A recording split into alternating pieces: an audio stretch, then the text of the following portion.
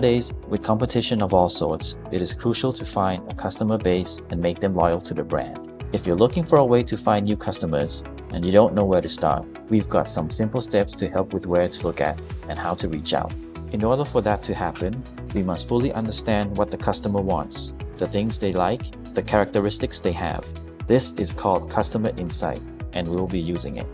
So here are a couple of techniques to use Mandala, which enables you to know what your customers are looking for, their needs and wants, the areas which the business and brand can further develop to go broader and reach a wider audience. Brands nowadays cannot just rely on experience or instincts, but must have customer insights and truly understand the customers.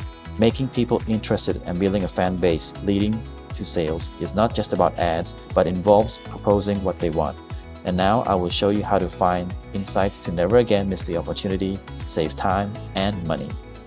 Let's see how we can easily look at customer insights. A sample campaign for protein shakes has been created. This is the main dashboard. For this case study, let's have a look at top mentions.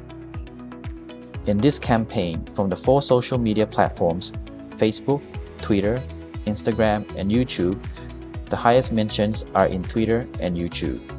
From the mention console, select top mentions. Looking from the data, we can say that there are 3 types of customers we can reach out to. They are the bodybuilders, weight management, whether you want to lose or gain weight, and people who are looking for healthy diets, who want supplements for their protein. From these data, you can be more precise on how and where to build a customer base. Let's have a look at an example in Twitter. We can also see the original post. So here is the original post for this tweet on Twitter. You can see all the comments, and from here you can review customer insights. You can get to know what people are talking about, what they think, what they need, and what they want. Let's have a look at another example. This time, let's have a look at YouTube. YouTube seems to be one of the platforms which have lots of mentions. Again, these are the comments, and from here you can study the insights of your customers.